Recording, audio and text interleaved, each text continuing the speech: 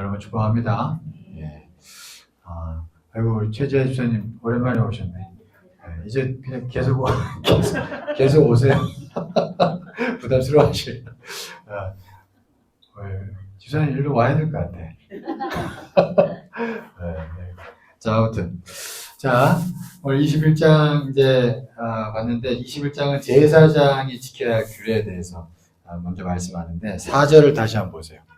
4절 보시면, 제사장은 그의 백성이 어른인 즉, 자신을 더럽혀 속되게 하지 말지니라. 그러면서 쭉 얘기하죠. 여러분, 이게 참 저도 이 말씀이 부담됩니다. 목사로서. 그리고 여러분들도, 저만 제사장이겠어요? 여러분들도 왕 같은 제사장인 줄 믿습니다. 여러분도 세상 살면서 부담 가져야 할 말씀입니다. 목사로서 저도 부담 가져야 할 말씀이에요. 그러니까 하나님이 제사장 그러면 하나님께서 더 높은 걸 요구하신다는 걸 오늘 말씀을 통해서 알 수가 있습니다. 여러분도 세상 살면서 하나님이 요구하시는 게 있고 믿는 자로서 저도 목사로서 하나님이 요구하시는 게 있다는 것을 오늘 말씀에 통해서 알 수 있어요. 그러니까 우리가 잘못하면 속되게 된대요. 이게 참 중요한 말씀입니다. 우리가 잘못하면 속되게 된다는 거예요. 목사가 잘못하면 교회가 속되지는 거고 성도들이 잘못하면 교회가 속되지는 거예요. 여러분 믿습니까? 그 말씀이 여기 잘 담겨져 있습니다. 그러니까 참 두렵고 떨리는 말씀이죠. 여러분 우리가 그래서 항상 깨어 있어야 할 줄 믿습니다. 오늘날 우리나라 사회가 한번 잘 생각해 보세요. 교회도 세상하고 비슷해졌고 그죠? 이게 지금 교회라든지 교회의 위상이 이게 옛날만 못하잖아요. 이게 왜 그러는가? 오늘 말씀을 통해서 보면 우리가 잘못해서 그럽니다. 우리가 하나님이 원하는 거룩에 늘 예수 의지하며 회개하며 늘 걸어갔어야 되는데 그걸 못하니까 우리로 인해서 속되게 됐다는 것을 우리가 오늘날 통해서 우리가 알 수 있습니다. 그래도 여러분 아직 하나님께서 이 나라 한국교회 지키고 계신 줄 믿습니다. 아직 늦지 않았어요. 아직 감사한 건 은혜가 있습니다. 이 나라에. 저는 그걸 믿습니다. 아직 기도하는 자들이 있고요.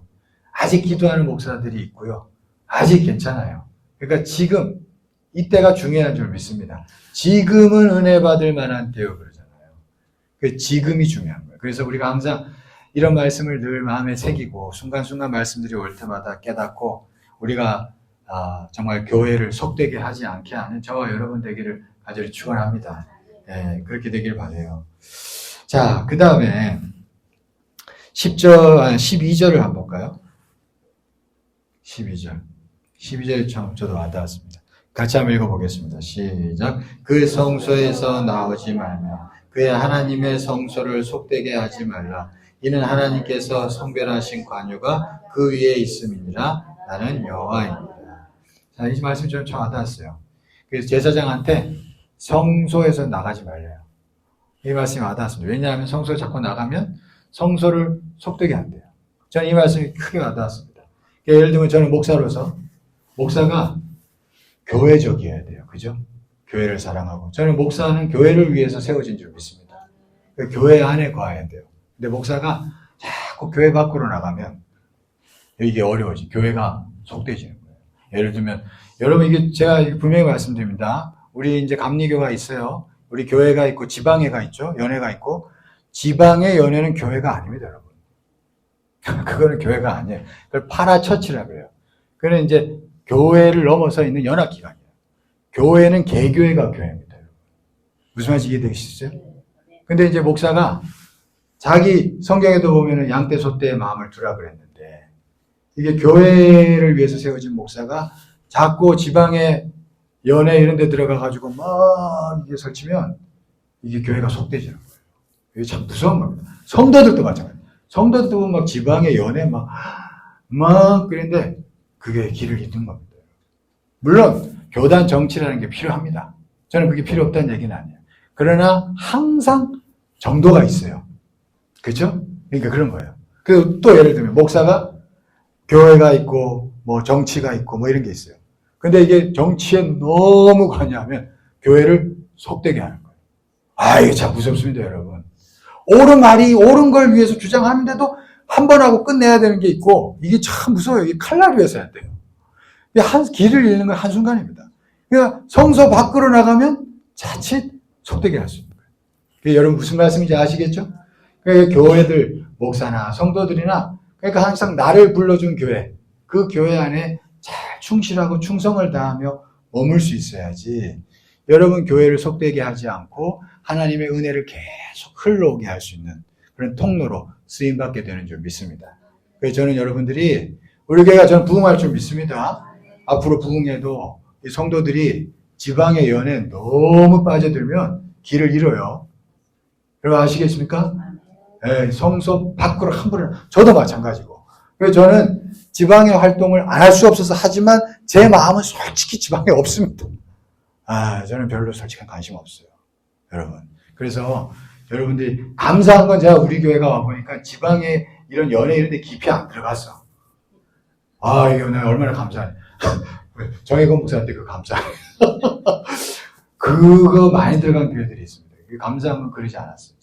이게 얼마나 감사해. 이게 교회를 지키는 길이에요, 여러분. 아시겠죠? 여러분, 너무, 그러니까 나를 불러준 교회 안에 충실한 게 가장 선하고 아름다운 겁니다. 목사도, 성도도.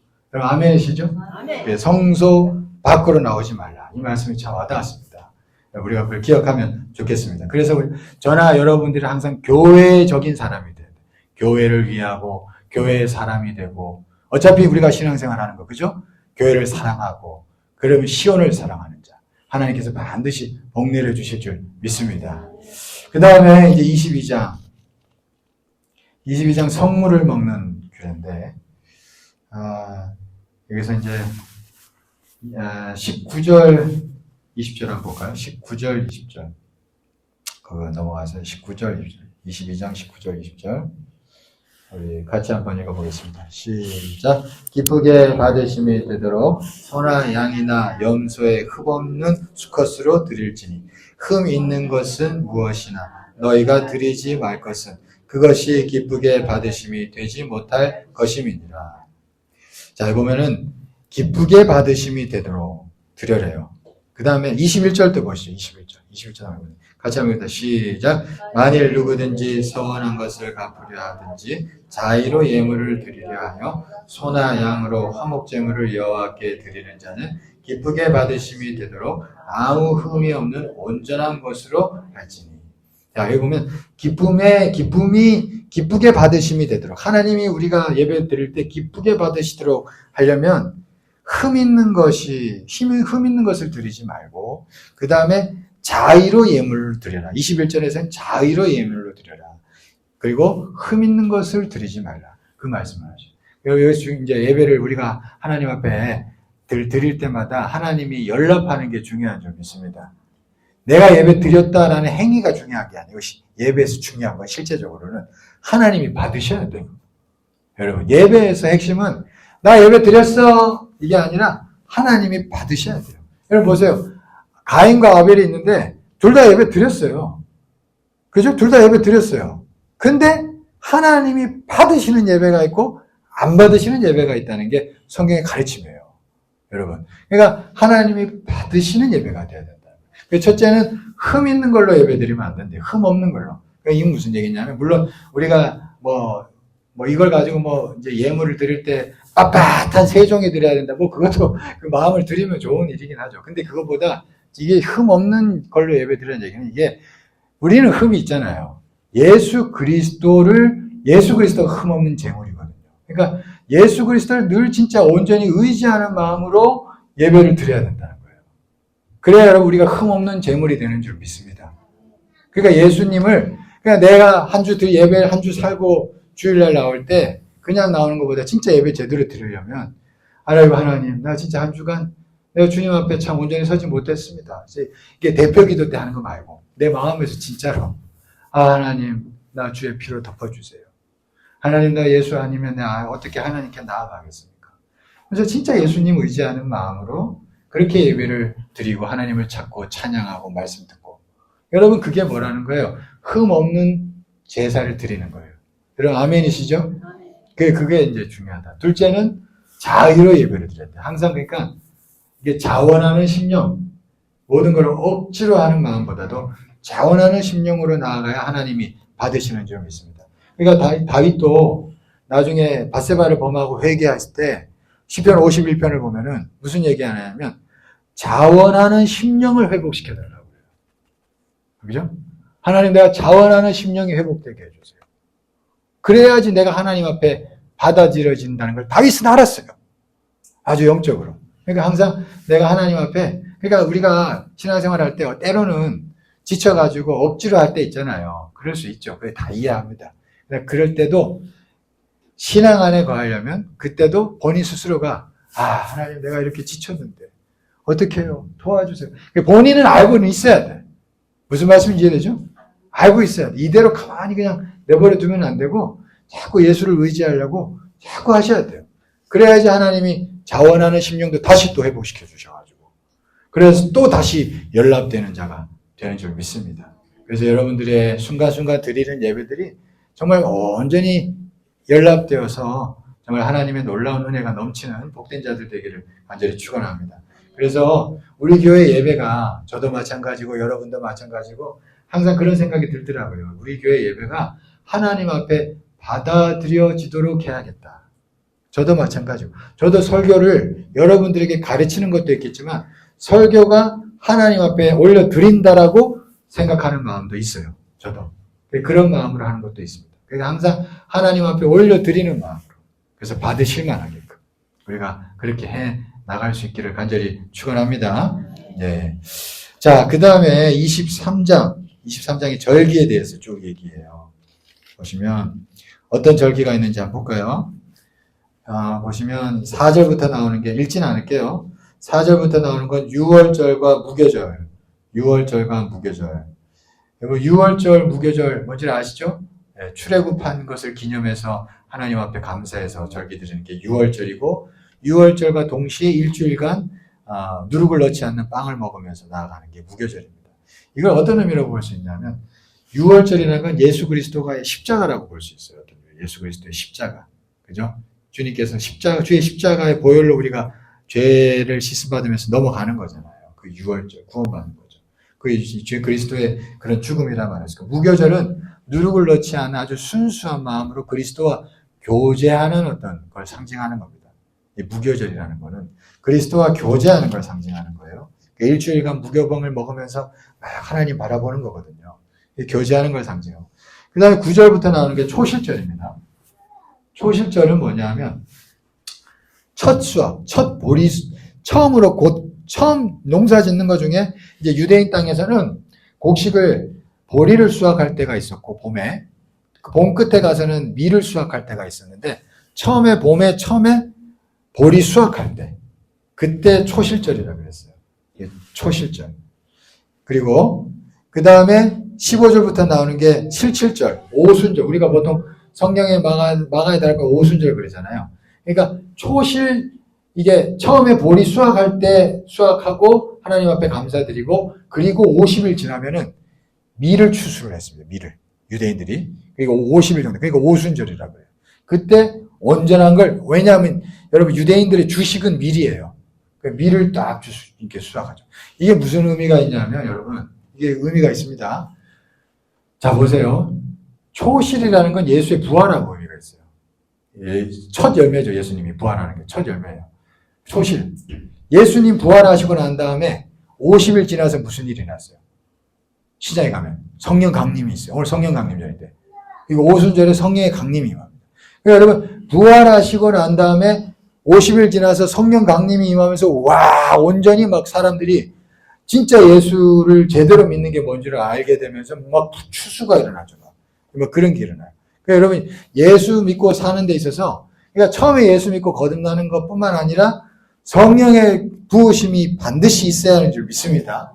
그러니까 예수 믿고 거듭나고 끝이 아니라 성령의 부으심이 있고 그래야 여러분 온전히 진짜 예수 믿는 자가 되는 거예요. 여러분 믿습니까? 그죠? 그러니까 거듭나고 중생하고 끝난 게 아니라 성령이 임해야지 성령 경험하면서 이 사람이 진짜 하나님 앞에 온전히 드릴 수 있는 사람이 된다는 것. 그것이 이 절기에서 잘 나타납니다. 자, 그 다음에 23절에서는 나팔절을 얘기합니다. 나팔절. 나팔절.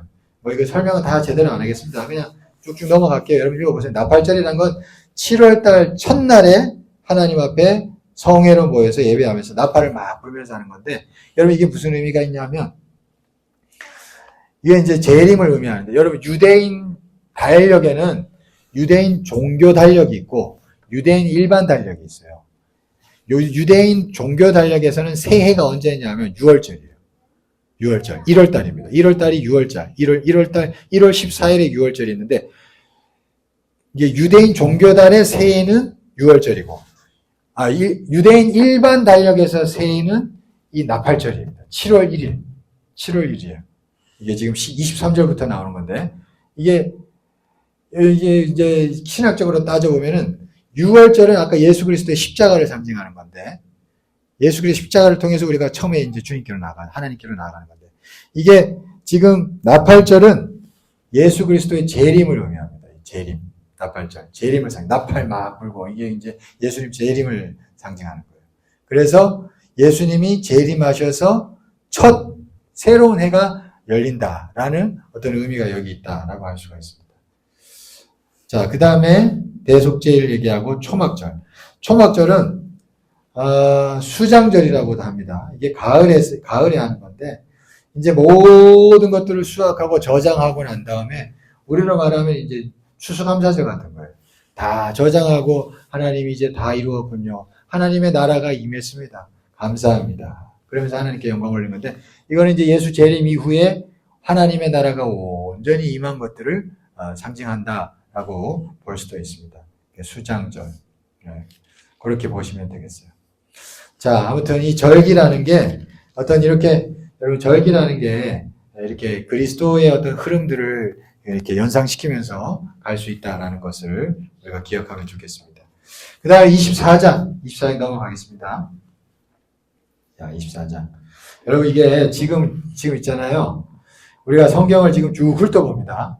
지금 이제 일단은 쭉 훑어보세요. 저랑 같이 읽어보고 여러분도 읽어보시고 쭉 훑어보는 거예요. 얘기든 이제 이게 뭐가 있구나 이런 게 있구나 쭉 가는 거예요. 그럼 이게 성경 한번 다 하면 그때 주제별로 이게 성경 공부 주제별로 나가듯이 그렇게 나가겠습니다. 무슨 말인지 이해되죠? 이게 여러분 한번 쭉 훑어보고 그 다음에 주제별로 들어가야 성경 공부할 때 더 귀에 싹싹 들어옵니다. 이게 그냥 쭉 훑어봐야 돼요. 훑어보는 게 나쁘지 않습니다. 여러분 중요합니다.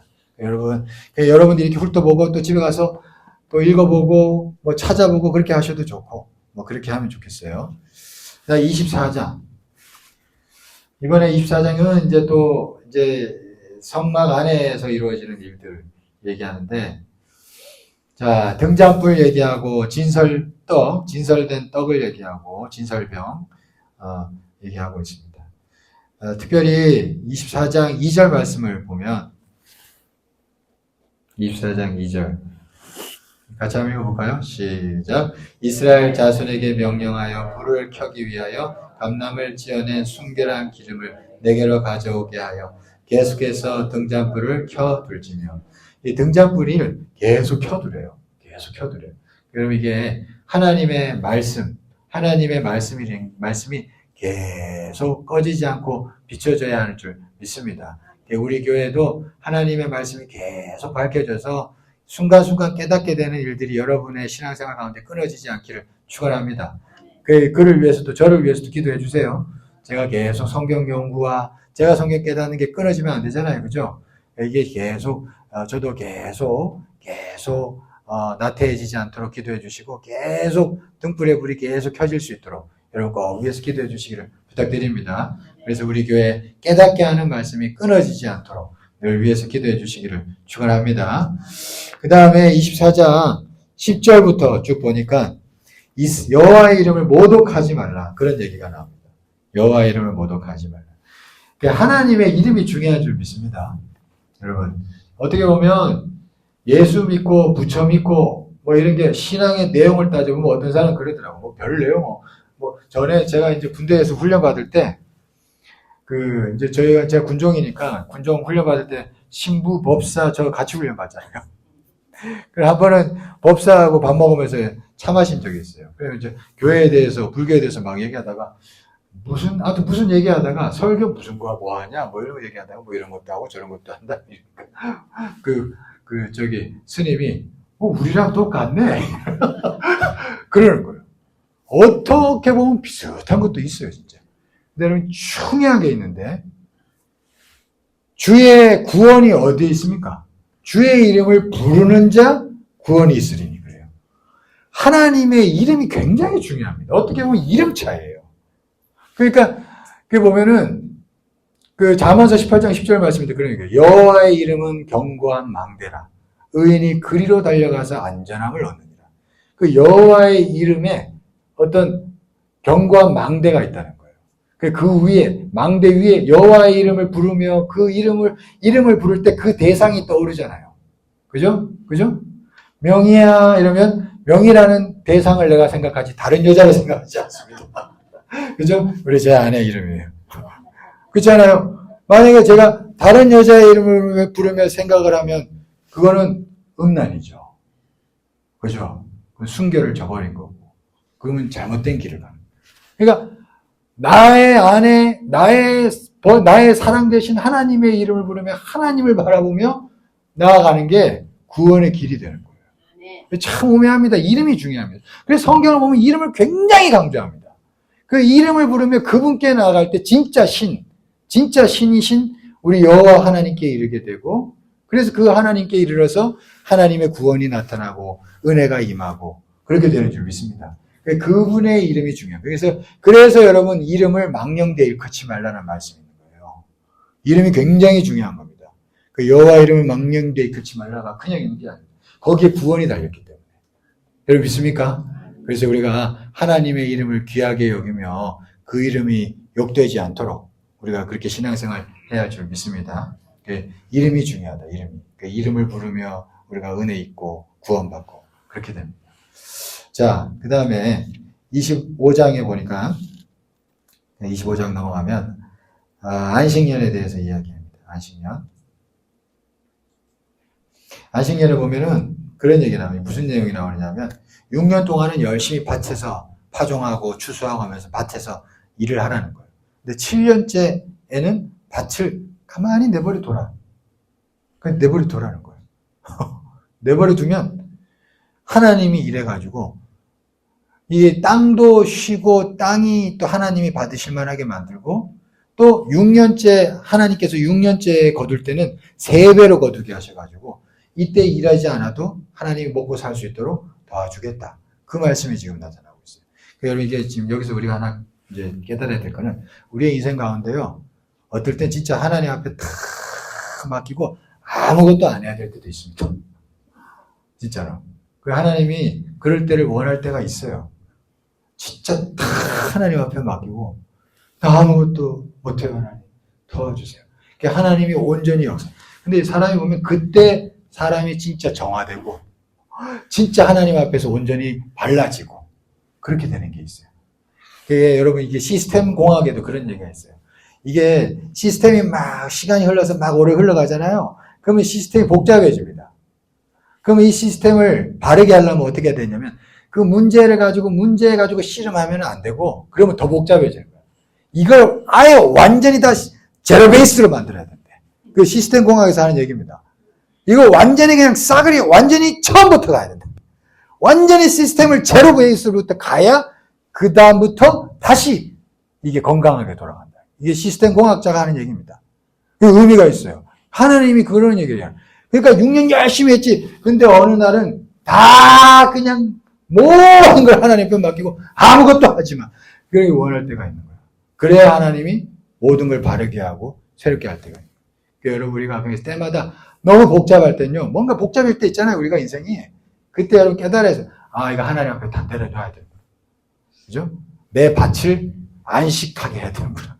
이걸 깨닫고 다 그때는 내려놓아야 될 줄 믿습니다. 내려놓고 하나님만 의지하면. 어떨 땐 그냥 확 그 휴식계 내고 막 휴식계라는 거는 아무튼 휴가 내고 기도 가가지고 막 일주일 있어야 될 때 이게 필요할 때도 있어요. 그럴 때도 있습니다. 정말 그럴 때도 있어요. 우리가 하나님이 그럴 때 온전히 또 받으시고 역사하실 줄 믿습니다. 그런 걸 우리가 좀 기억하면 좋겠어요. 자, 그 다음에 남은 쭉 읽어보십시오. 읽어보시면 그런 내용들이 좀 나옵니다. 자, 오늘 여기까지 하겠습니다.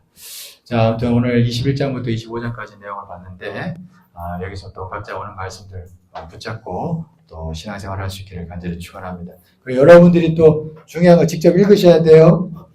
네, 여기 읽고 계시죠? 네, 감사합니다.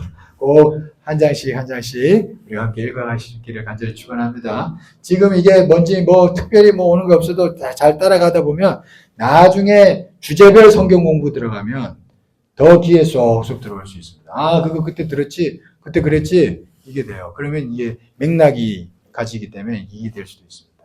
자, 그렇게 하면 좋겠습니다. 자.